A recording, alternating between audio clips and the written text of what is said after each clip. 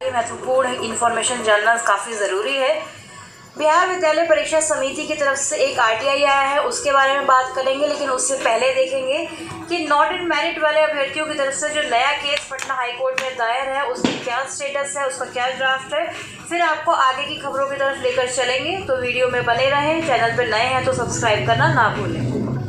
Not in merit list वाले अभ्यर्थियों की तरफ से एक नया केस पटना हाईकोर्ट में दायर है, जिसका केस संख्या अपने स्क्रीन पर देख सकते हैं CWJC 17143/2021। और यह केस पेटिशनर पंकज कुमार सिंह के साथ साथ जो पुराने पेटिशनर थे दूसरे केस के कुंदन कुमार, उनके द्वारा पटना हाईकोर्ट में दायर किया गया है। इस केस की ड्राफ्ट की अगर बात करें तो इस केस की मुख्य जो मांग है वो यह है कि जो STED का एडवर्टीजमेंट था, जो STED का विज्ञापन जारी हुआ था, उसके कंडिका 12 और कंडिका 2 को हटा दिया जाए, समाप्त कर दिया जाए। यानी कि पॉइंट नंबर 12 और पॉइंट नंबर 2 को एडवर्टाइजमेंट से हटाने की बात इस केस में कही गई है। तो इन पॉइंट्स को हटा के नॉट इन मेरिट लिस्ट वाले अभ्यर्थियों का क्या फायदा होगा उसको समझने के लिए पहले देखते हैं एडवर्टीजमेंट का पॉइंट नंबर 2।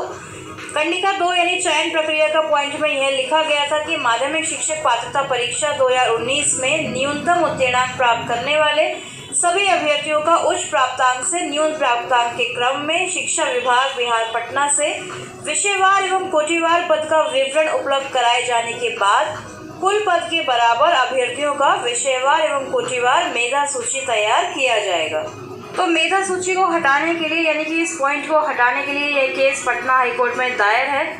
अब दूसरे पॉइंट की तरफ चलते हैं, यानी पॉइंट नंबर 12। विज्ञापन की पॉइंट नंबर 12 में क्या कुछ लिखा गया है पहले वह पढ़ते हैं। कंडिका 12 या पॉइंट नंबर 12 में लिखा गया है कि बिहार विद्यालय परीक्षा समिति द्वारा माध्यमिक शिक्षक पात्रता परीक्षा 2019 यानी STET में विषयवार एवं कोटिवार कुल पदों के बराबर उत्तीर्ण अभ्यर्थियों की मेधा सूची तैयार की जाएगी, तद अनुसार प्रमाण पत्र निर्गत किए जाएंगे। तो यानी कि एक पॉइंट में यानी पॉइंट नंबर 2 में तो हमने देखा था कि चयन प्रक्रिया की बात लिखी गई थी कि कुल रिक्तियों के बराबर पदों के बराबर अभ्यर्थियों की विषयवार कोटिवार मेधा सूची तैयार होगी। और पॉइंट नंबर 12 में लिखा गया है कि उसी के अनुसार प्रमाण पत्र निर्गत किए जाएंगे। तो ये दोनों ही बातों के लिए नॉट इन मेरिट वाले अभ्यर्थी जो हैं ये पंकज कुमार सिंह और कुंदन कुमार, इनकी तरफ से ये केस किया गया है कि दोनों ही पॉइंट्स को विज्ञापन से हटाया जाए, ताकि मेधा सूची का मेरिट लिस्ट में कोई चक्कर ही ना रहे, ना ही सर्टिफिकेट की बात होगी, क्योंकि वे चाहते हैं कि सर्टिफिकेट सभी अभ्यर्थियों को मिले। तो देखते हैं पटना हाईकोर्ट से इसका क्या जजमेंट आएगा। इस केस की लिस्टिंग फिलहाल नहीं हुई है, अभी पेंडिंग स्टेटस दिखा रहा है। तो जैसे इस केस की लिस्टिंग होगी तो पता चलेगा कि इसमें क्या जजमेंट निकल कर आता है। क्या ये पॉसिबल है कि विज्ञापन से इन 2 पॉइंट्स को हटा दिया जाए, यह देखने वाली बात होगी।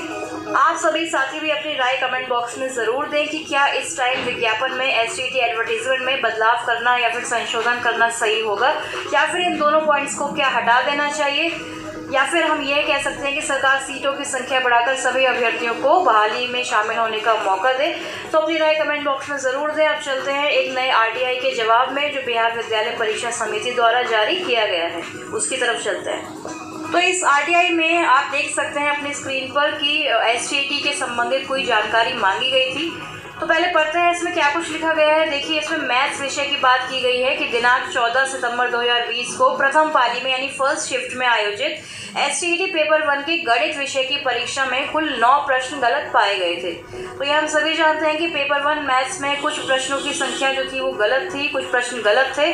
तो उसी के रिलेटेड ये RTI यहाँ पर दायर किया गया था। तो जवाब में उन्होंने कहा है बिहार विद्यालय परीक्षा समिति ने कि कुल 141 प्रश्न के आधार पर आपको 82 अंक प्राप्त हुए थे और 9 गलत प्रश्नों को हटाकर कुल पूर्णांक को 150 से परिवर्तित कर परीक्षाफल तैयार किया गया था। यानी कि जो 9 प्रश्न गलत थे उनके मार्क्स को घटा दिया गया 150 में से, और 141 में से नंबर जो है उस अभ्यर्थियों को 82 अंक प्राप्त हुए।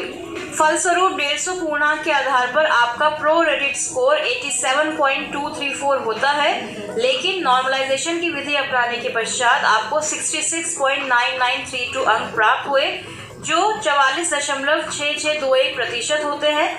तो उक्त परीक्षा में उत्तीर्ण होने के लिए BC कोटि के अभ्यर्थियों को 45% अंक लाना अनिवार्य है। न्यूनतम उत्तीर्णांक प्राप्त नहीं होने के कारण आपका परीक्षाफल नॉट क्वालिफाइड प्रकाशित किया गया है। देखिए, इस RTI से 2 बातें सामने निकल कर आई हैं कि इस अभ्यर्थी के पहले तो ये देखते हैं कि 150 में से 87.234 अंक इसको प्राप्त हुए थे। उसके बाद जब नॉर्मलाइजेशन का प्रोसेस अपनाया गया तो इसके जो अंक थे, जो मार्क्स, उनकी संख्या काफ़ी कम हुई 66.99, क्योंकि ऐसा पॉसिबल हो सकता है कि जो इसमें एसटीईटी पेपर 1 मैथ्स जिस शिफ्ट की बात की गई है उस शिफ्ट में काफ़ी इजी क्वेश्चंस आए होंगे, काफ़ी सरल क्वेश्चन आए होंगे। तो जो टफ वाला लेवल था उसके बराबर करने के लिए यहाँ पे नॉर्मलाइजेशन का प्रोसेस अपनाया गया था बिहार विद्यालय परीक्षा समिति के द्वारा।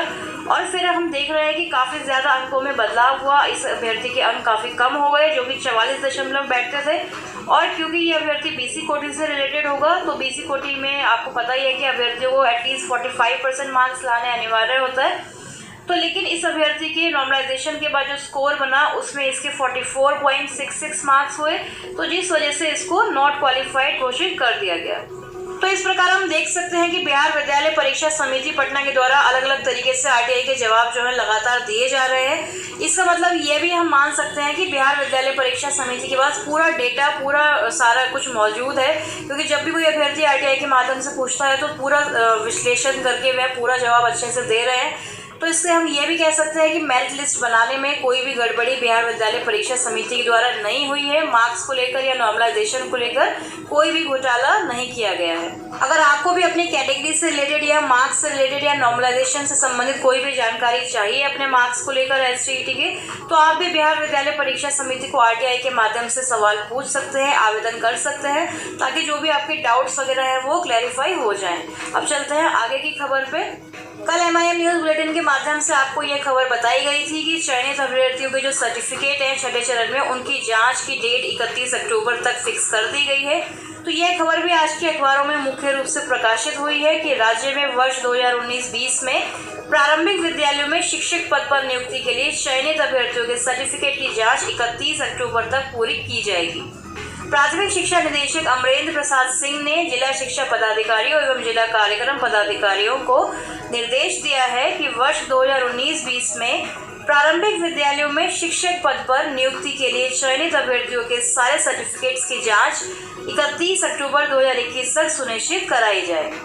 तो इसकी प्रति सभी कि इस लेटर की प्रति सभी अधिकारियों के पास पहुंचा दी गई है। अगली खबर में यह भी लिखा गया है कि 1100 नियोजन इकाइयों में जल्द कराई जाएगी काउंसलिंग। तो 31 अक्टूबर तक जो अभ्यर्थी चयनित है उनके प्रमाण पत्रों की जांच होगी। साथ ही यह भी बताया गया है कि 1100 नियोजन इकाइयों में गड़बड़ी की शिकायत पर काउंसलिंग प्रक्रिया जो रद्द की गई थी उन नियोजन इकाइयों में अगले सप्ताह से काउंसलिंग शुरू होगी। इसके लिए शिक्षा विभाग ने काउंसलिंग संबंधी शेड्यूल को अंतिम रूप दे दिया है और अगले कुछ दिनों में शेड्यूल जारी भी कर दिया जाएगा।